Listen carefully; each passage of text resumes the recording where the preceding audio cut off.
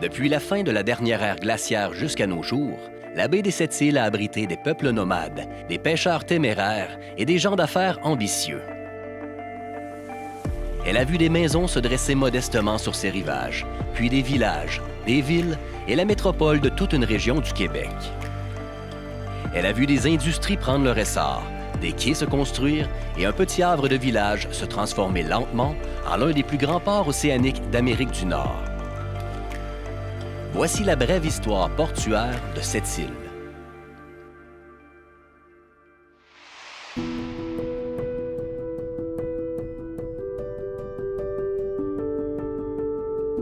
À l'été 1950, cette île est encore un village paisible où vit une petite communauté de quelques centaines de personnes. On y voit une église entourée de maisons éparses sur les berges d'une baie pittoresque, des pêcheurs épuisés, des enfants en culottes et des charrettes grinçantes qui tanguent sur les quelques rues caoteuses. Bientôt, un caboteur accoste le vieux quai et commence à décharger sa cargaison de bouteurs et d'autres équipements de terrassement. Une foule d'autres navires feront de même chaque jour. Le quai déborde de marchandises, on se prépare pour l'entreprise du siècle. L'R&R Company inaugure le début des grands travaux en novembre.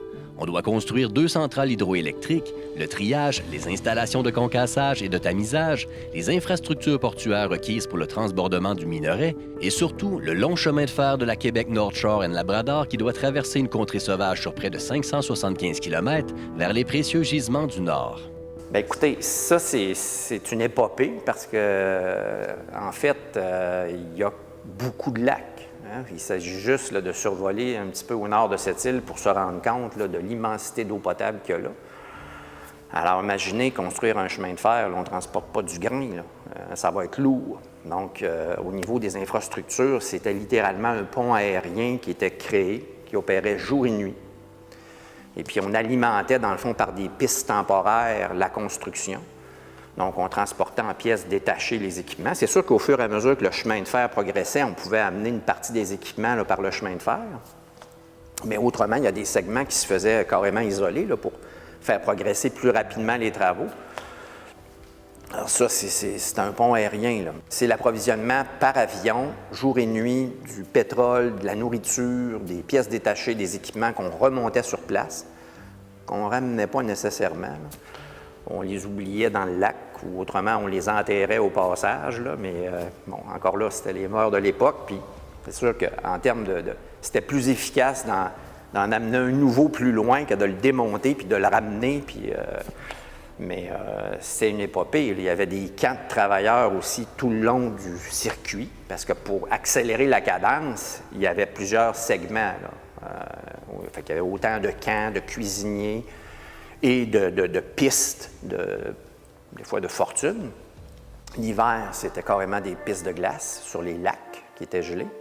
Les cheminots ont moins de 4 ans pour venir à bout de cette entreprise titanesque. On lutte contre les morsures d'insectes, le froid glacial, la chaleur suffocante, les tempêtes, la pluie, la neige.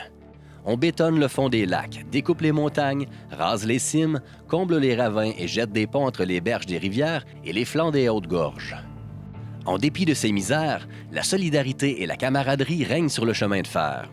L'un de ces travailleurs acharnés dira un jour « Nulle part je n'ai rencontré un coude à coude comme au Labrador. À la Québec North Shore and Labrador, c'était nous contre la nature sauvage. » À cette île aussi, on travaille sans relâche. L'R&R Company termine la construction d'un premier quai en 1952. De son côté, le gouvernement inaugure un quai public de 206 mètres qui prolonge le quai de la compagnie minière. On le baptise Pointe-aux-Basques et il servira à la manutention de marchandises générales. Le quai de chargement de minerais sera quant à lui achevé l'année suivante. La transformation industrielle fulgurante de cette île ne laisse personne indifférent, au Canada bien sûr, mais aussi aux États-Unis. Les Américains voyaient le développement de cette île au cinéma, parce qu'à cette époque-là, dans les années 50, début 60, on diffusait des nouvelles, en quelque sorte, avant la diffusion d'un film. Et il y avait ici là, des documentaristes qui filmaient la progression des travaux. Puis c'était diffusé un peu partout là, aux États-Unis, de voir l'investissement dans le fond américain se concrétiser. Le 13 février 1954, on inaugure le chemin de fer de la Québec North Shore and Labrador. Le 1er mai, l'énergie produite par la centrale Sainte-Marguerite II arrive à cette île. Le premier train chargé de minerais quitte Shefferville le 15 juillet et entreprend un long voyage de 16 heures. 4 locomotives tirent 135 wagons contenant chacun 85 tonnes de minerais. Le 31 juillet, on s'apprête à effectuer le premier chargement de navires dans les installations portuaires de l'Iron Ore Company. Cette île grouille de gens. C'est l'inauguration officielle. Les premiers ministres Duplessis et Smallwood prennent part au basculement symbolique du minerai. Le minéralier SS Hawaïen quittera plus tard le port de cette île à destination de Philadelphie avec 20 500 tonnes à son bord.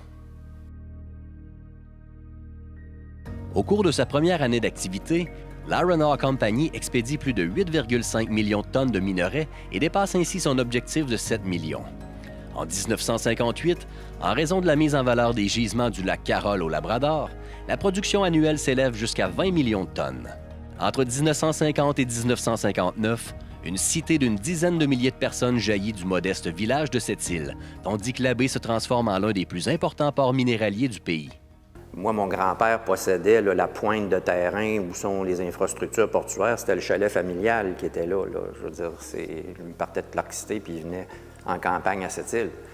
Alors, ça donne un peu l'idée de ce que pouvait être cette île. 2 rues, 3 rues, certains cultivateurs, des pêcheurs. C'était un peu ça. Puis des engagés pour aller à Clark City, pour bûcher l'hiver. Ça représentait l'équivalent du budget de la province de Québec, ce qui se dépensait ici. Là. Je veux dire, c'était des millions et des millions de dollars, puis ça prenait effectivement de la main-d'œuvre.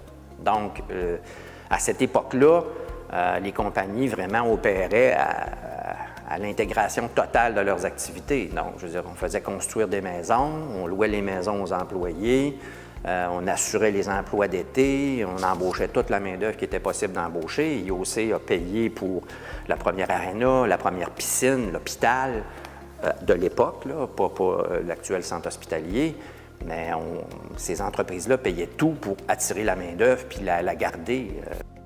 Entre 1951 et 1961, la population de cette île passe de 1800 à 14 000 personnes. Déjà en 1954, le village transformé en ville possède un système d'aqueduc et un nouveau réseau électrique. Dans les années 1960, on construit un hôtel de ville, un centre sportif et un hôpital. On investit massivement dans le pavage des rues, car déjà en 1959, la ville compte plus de voitures par personne que toute autre ville canadienne, et ce, bien que la route 138 ne relie pas encore la ville au reste du réseau provincial. Donc, le Sept-Îles des années 60, là, le nightlife était vraiment extraordinaire. Là. Il y avait plusieurs hôtels avec des cabarets, puis les artistes qui circulaient dans la province venaient toujours à Sept-Îles pour s'exécuter. Puis, c'était aussi une population qui était jeune. Beaucoup de gens qui venaient du Nouveau-Brunswick, de la Gaspésie, beaucoup d'immigrants. Alors, il y avait là, une mosaïque culturelle extraordinaire. On comptait à une certaine époque jusqu'à 92 nationalités différentes là, dans une région comme cette île. C'est quand même une concentration importante d'immigrants. Parallèlement à la ville, l'Iron Ore Company poursuivra sa croissance au fil des années. Au tournant des années 1970, les entreprises sidérurgiques remplacent progressivement le minerai brut par des boulettes et du minerai concentré dont la teneur en fer est d'au moins 65 %.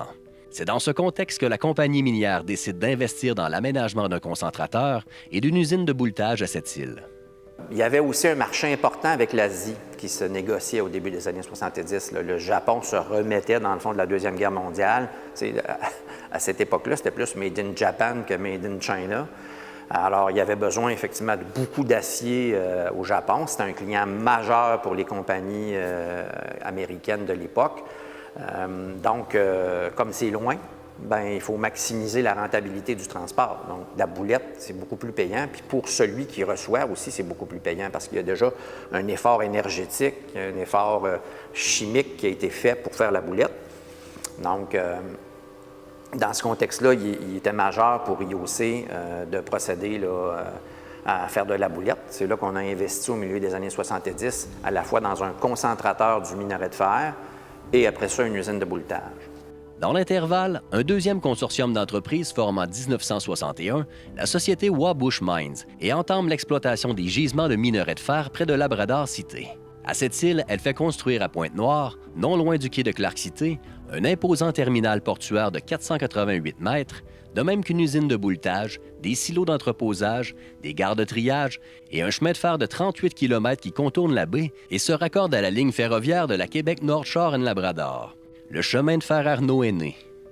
En ce qui concerne la minière Wabush, ça c'est vraiment, je dirais, un bébé de la voie maritime du Saint-Laurent parce que dans le fond, tout le concept qui avait été élaboré de ce côté-là, c'était vraiment pour des lakers, donc des bateaux là, avec un tirant d'eau assez faible, puis qui permettait d'emprunter la voie maritime puis d'alimenter les aciéristes là, au cœur des États-Unis. Donc, le concept a été élaboré de cette manière-là. Puis la technologie aussi qui était utilisée par la minière Wabush était quand même différente de celle de la minière IOC ou de Québec-Cartier, dans le sens que c'était un minerai qui avait été asséché, qui était acheminé vers cette île.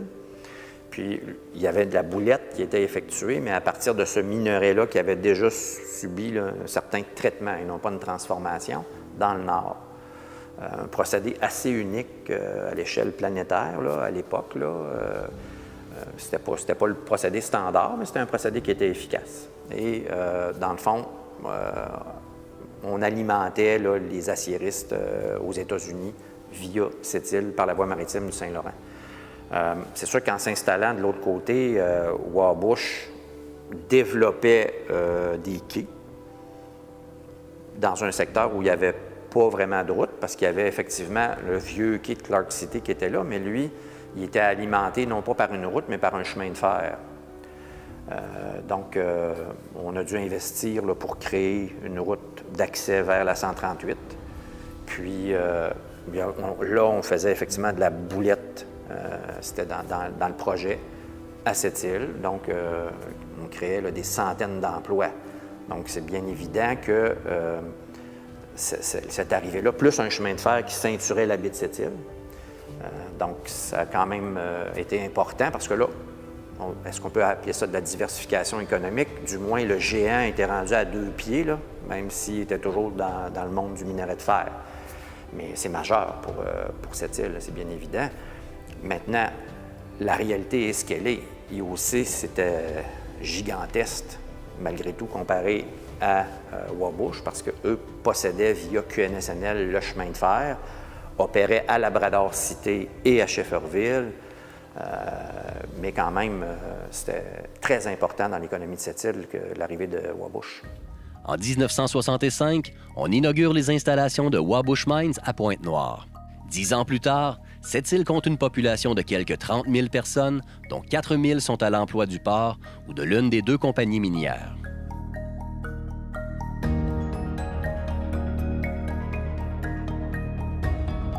Malgré cette ambiance de prospérité sans égale, on commence à s'inquiéter du manque de diversité économique à cette île. La ville dépend peut-être un peu trop de l'industrie du fer. C'est ce qui inquiétait, je dirais, une partie de la population. Les gens d'affaires, on est mono-industriel. On dépend de cette entreprise. Même si Wabush est installé, là, il reste quand même que ça avait un lien, c'était le minerai de fer. Donc, si ça se mettait un jour en aller, qu'est-ce qu'on ferait? Donc, on a créé au milieu des années 70 une corporation qu'on appelait de promotion industrielle, commerciale et touristique pour essayer d'assurer une diversité économique ici à cette île, ce qui n'est pas évident à faire parce que, dans le fond, l'emprise qu'avaient les 2 grands donneurs d'ordre exerçait nécessairement une influence là, sur la présence de d'autres entreprises qui auraient souhaité s'installer là. Malheureusement, le spectre d'une dégringolade du marché du fer commence à se matérialiser au milieu des années 70. Les compagnies américaines qui achètent les boulettes de minerai de l'Iron Ore Company et de la Wabush Mines commencent à fermer des usines et à réduire leur consommation. Cette île s'apprête à vivre une crise économique désastreuse qui menacera jusqu'à l'existence même de la ville.